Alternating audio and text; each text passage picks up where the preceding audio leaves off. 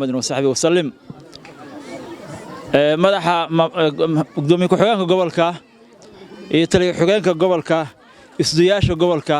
nabadoonnada suldaanka guud ee wadalmoge gabdhaha ardada dhalinyarada ciidamada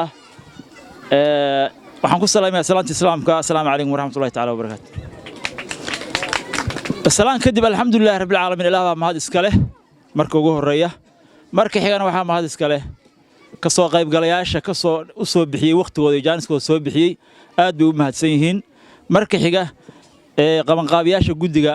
وفالحدا آد كو فرح بدن دقي آد بيوم هاتسينهن دمان تود مركي حاجة وحرب أنا نسود ويوه أما وهم بليوه عقل كان عصبة دلني رضا هم بليو culayska lagu saaray Allah ku fududeeyo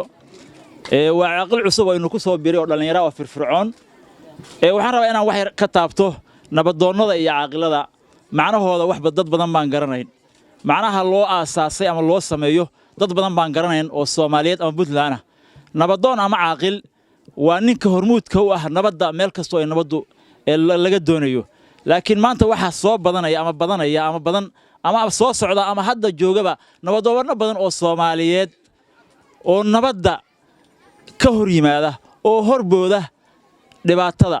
marka waxaan rajeynayaa inaan ilaah ka dhigin aqalkeena cusub inuu ilaahay ka dhigo ragga nabadda horbooda oo meel kasto dhib ka jiro horbooda oo maar bilaaba ma ilaahay uga rajeynayaa insha Allah taala si badin ma hadalkayga salaamu calaykum waraxmatullaahi